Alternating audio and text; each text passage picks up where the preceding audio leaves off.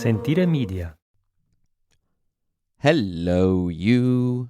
You're listening to A History of Italy.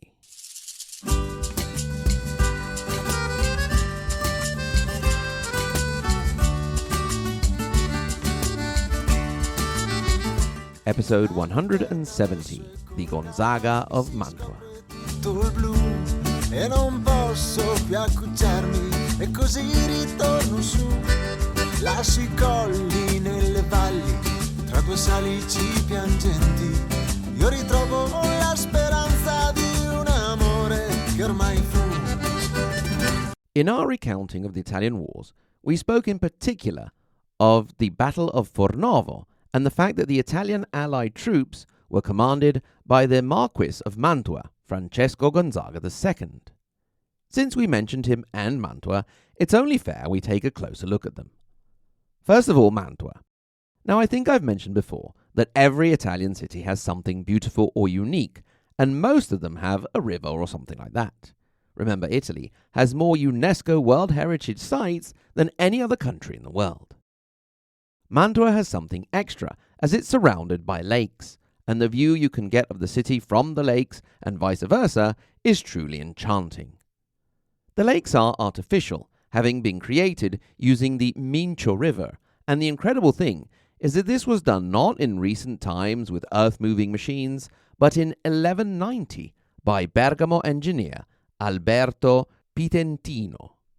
He created 4 lakes around the city, transforming it into an island that became almost impregnable to enemy attack.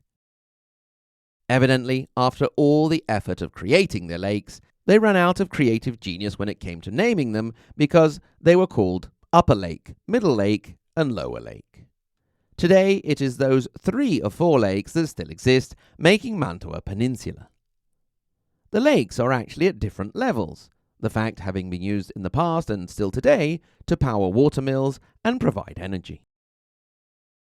That is the interesting real origin. Then there's the legend, which is also great. The prophet Manto, daughter of Tiresias, left Greece and arrived in Italy. She met and married the river god Tiber. Things must not have gone well, for Manto then found herself in Mantova, crying so much that she created the lakes. After her death, her son Ocnus founded the city of Mantua in her name. This at least according to a native of Mantova, Publius Virgilius Maro, better known as Virgil. You will know Virgil as the Roman-era poet who lived in the 1st century BC and was buddies with Augustus, and of course the guy who helped Dante Alighieri in his travels through hell. In Virgil's epic poem, the Aeneid, he tells of the Trojan warrior Aeneas and his escape from the doomed city to reach the shores of Italy and found Rome. In Mantova, you will find a park named after Virgil and a statue in one of the main squares known as the Old Lady, because it makes him look a bit like an old lady. The centre of Mantua is a gem of medieval and Renaissance architecture, with some earlier testaments to our all-time heroine, Matilda, countess of Canossa, who had the Rotunda of Santo Stefano Church built. Interestingly, you can see where the level of the city was at the time, lower than the surrounding area. Mantua was the capital, as much as you can have a capital in the Middle Ages, of her father Bonifacio's lands, so it was particularly painful to Matilda when the city betrayed her and sided with Holy Roman Emperor Henry IV in 1090. She eventually got it back, though. You can also supposedly find the blood of Jesus Christ in the city. Longinus, the Roman centurion who pierced Jesus' side at the crucifixion, then repented and became a Christian, collecting some of Christ's blood with a sponge and eventually making his way to little old Mantua. You can find it in the Cathedral of St. Andrea. That same lance is the holy lance that is the stuff of legend, books, and films. One of the 4 possible holy lances, unless, of course, it was lost to time or never existed, is conserved in St. Peter's Basilica in Rome, above the statue of St. Veronica, with a statue of Longinus guarding it from the opposite side. All of this, of course, is before the time of the Gonzaga, who are the whole reason we're visiting Mantua. They would rule over Mantua from 1328 to 1708, putting them in third place for the longest-lasting Italian dynasty, coming after the Este of Ferrara, Modena, and Reggio Emilia in second, and the Savoy, who would become kings of United Italy and then get booted out in the referendum of 1946. We first find traces of the Gonzaga as the Corradi between the 11th and 12th centuries in the town of Gonzaga, which still exists in the province of Mantua in the northern Lombardy region. Now, does that name ring a bell? Yes, it's my surname. Could I be part of one of Italy's longest-lasting noble dynasties? Probably not. Corradi simply means of the Conrads, Corrado, so any Conrad at any time in history could have given rise to a branch of Corradis. Around our area, Emilia, which includes Piacenza, Parma, Reggio Emilia, Modena, and Bologna, it's quite a common name. There are even quite a few Michele, Michael, or Mike Corradis around the world. Get in touch if you are one. We could form a club or something. Having spoken of our Countess Matilda, one early member of the House of Gonzaga was Obizzo, a vassal lord of the Countess. The family made the move to Mantua between the 12th and 13th centuries. We know very well that this was at the height of the communal period when the communes were giving way to the signorie, the hereditary rule of a single family. The first family to rule Mantua were the Bonaccorsi starting in 1272, who started work on some of the medieval buildings you can still admire today in Piazza Sordello. In 1329, they were ousted by Luigi Gonzaga, who was acclaimed captain of the people.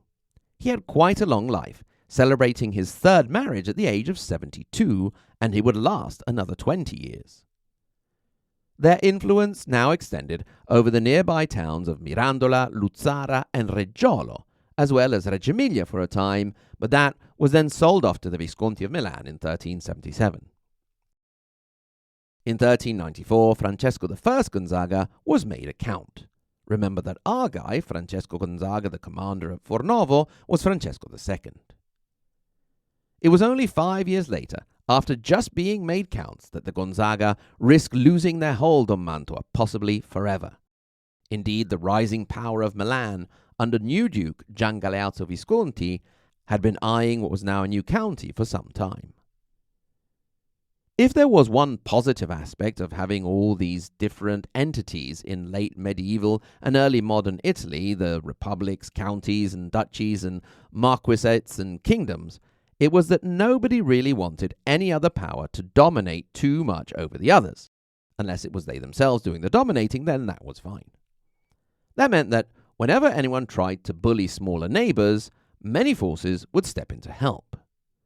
Not for any real sense of justice or solidarity, but because they didn't want to run the risk of being gobbled up themselves. That is what happened when the Visconti tried to get their dirty paws on Mantua. Francesco Gonzaga had been chased away by a Milanese army, led by the condottiero Jacopo del Verme, to a town called Governolo, and was under siege there by the army as well as a Milanese fleet on the Po River.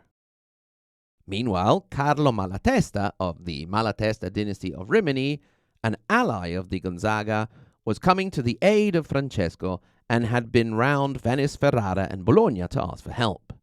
They obliged, with the da Carrara of Padua also chipping in. The resulting army was led by Carlo Malatesta, who managed to break through the siege at Governolo and bring supplies to the town. There would then be a pitched battle outside the walls, with navies from Venice and Ferrara defeating the Milanese on the Po. At this point, Jacopo del Verme, the Milanese commander, panicked and legged it, leaving behind baggage, horses, and ships. Mantua had been saved. The Battle of Governolo took place in 1397, and in 1400 peace was reached with Milan. To show you how fluid these situations were, and how you could never really trust anyone to any significant degree, just 2 years later, Bologna, who had come to the aid of Mantova at Governolo, was bullying the nearby town of Casalecchio, and so Mantova intervened against Bologna in aid of Casalecchio. How's that for a thank you?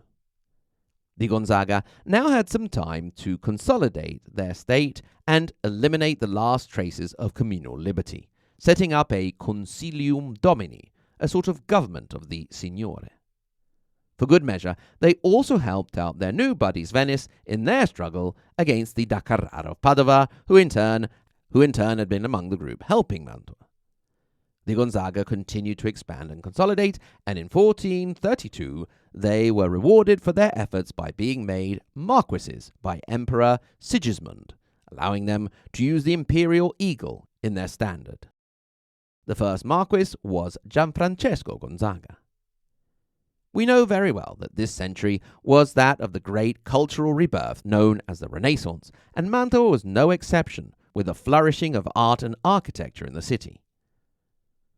Through Mantova passed some of the great artists and architects of the time, such as Pisanello, Vittorino da Feltre, Filippo Brunelleschi, and Leon Battista Alberti.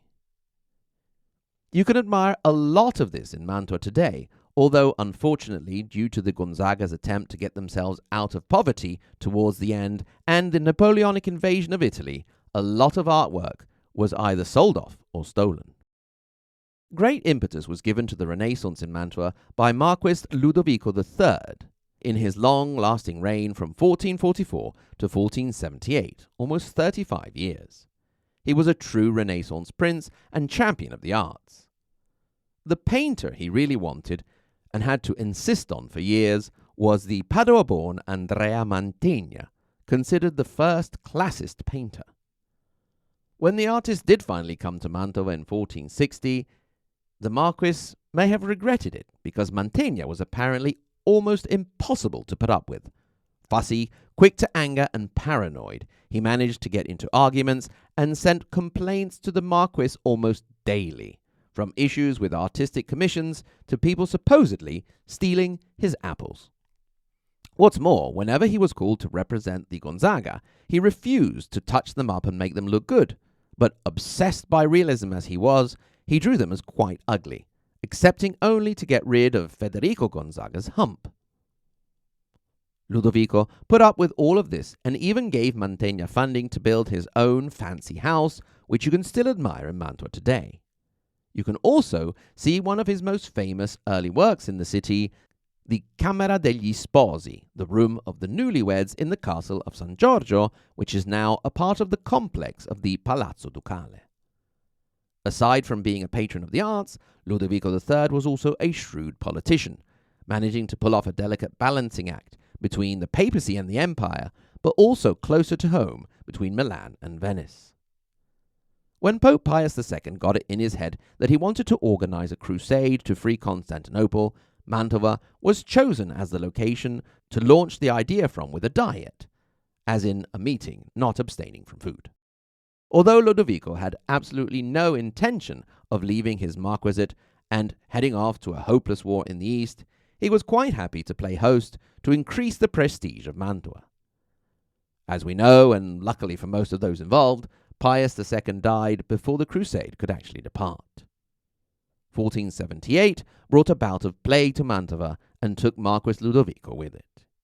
His son, Federico Gonzaga, would rule for only 5 years, from 1478 to 1484. You, my super attentive listener, will remember that it is in this period, precisely in 1482, that we had the Salt War or War of Ferrara, in which Venice, egged on by Girolamo Riario, nephew of Sixtus IV and ruler of Forli and Imola, and most importantly husband of Caterina Sforza, tried to take Ferrara. Mantua came to the aid of Ferrara along with Federico da Montefeltro and Milan. We then know that Venice didn't end up taking Ferrara, although they did get bits of Ferrara's holdings. Federico's son, Francesco II, was the whole reason we are on this Mantua tangent. He was married to an Este of Ferrara, another of the Italian women who deserves and most likely will get her own episode, Isabella d'Este. That marriage was probably the best thing he did. We know him as the champion of the Battle of Fornovo, which was sort of a draw, as we saw in episode 167, Charles Has Left the Building. It may not have been a real win, but you can be sure that Francesco made it out as one with full-on Renaissance-style mega PR campaigns. He had actually fought very hard and bravely in the thick of battle, to the point that he had had 3 horses killed from under him. A part of the PR campaign was a painting by Andrea Mantegna, the Madonna della Vittoria, the Madonna of the Victory. As is the case with a lot of cool stuff from Mantua, what wasn't sold off by the Gonzaga towards the end of their dynasty, when they were going broke, was taken during the Napoleonic invasion, and the painting is now hanging in the Louvre. You will remember that Charles and his French army had managed to get away, but lost the baggage train, which included all of the booty from his Italian campaign. Francesco had been the one to get his hands on the king's personal stash, gallantly returning some things, such as a precious helmet, but he did not return the royal porn collection made up of erotic drawings. I'm wondering if Charles had the courage to actually ask for it back. As far as Italy was concerned, Francesco was the most popular guy in school. He was the class jock. He received the Order of the Golden Rose from the Pope, and Venice offered him command of their army. Francesco was sitting pretty, on top of the world. What could possibly go wrong?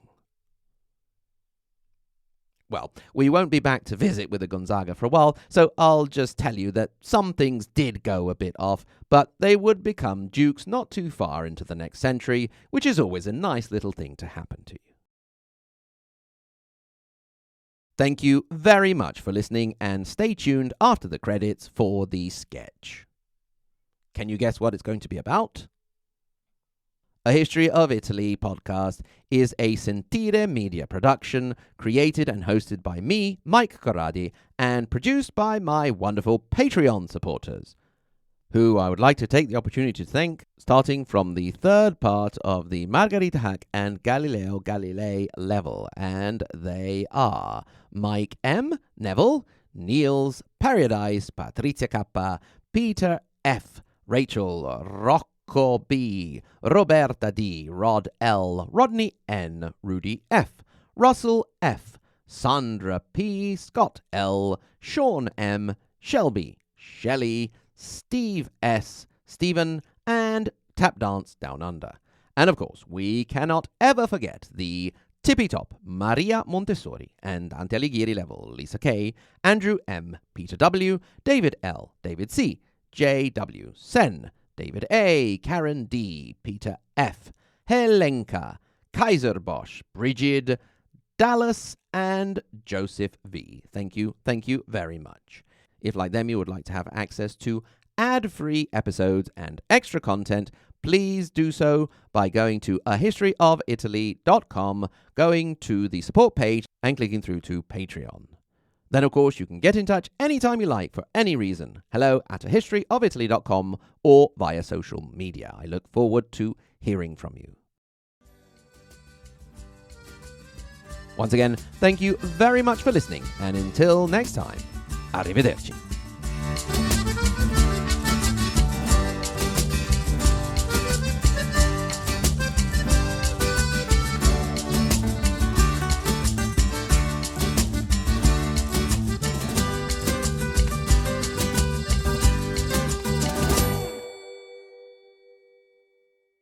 Ah, Mantegna, how are things? I trust everything is to your liking? Is something wrong? The neighbours. The neighbours? They are stealing my apples. I wasn't aware you actually had apples. I could have apples. Well, I'll have some sent to you immediately. No. I'm confused. Do you want apples or not? I don't like apples. Well, but... It's the principle of the thing. If I had apples and the neighbours stole them, it would not be proper. But that's an imaginary situation. Okay, well then, what can I do for you? I would like some apples. But you just said that... I want pear-shaped apples. Pear-shaped apples? Yes, that taste like pears. So you want pears? If I had wanted pears, I would have asked for pears.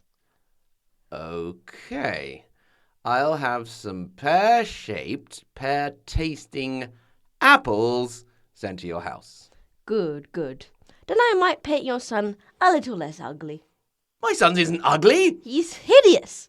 Anyway, about the house. Yes, I've spared no expense and... It's the one colour. What? It's the one colour. But I remember you asked for white. What? I can tell you have no concept of art whatsoever. It's not white? That, my lord, is creamy Adriatic Sea foam white. Creamy Adriatic Sea foam white, and you wanted... Foamy Florentine River cream white. Okay. Foamy Florentine River... Cream white. Okay, right. Good. Then perhaps I won't put that giant wart on your huge nose in the portrait. I don't have a wart on my nose. Well, that depends on how quickly my house gets painted. I'll get right on it. I'm going to regret this.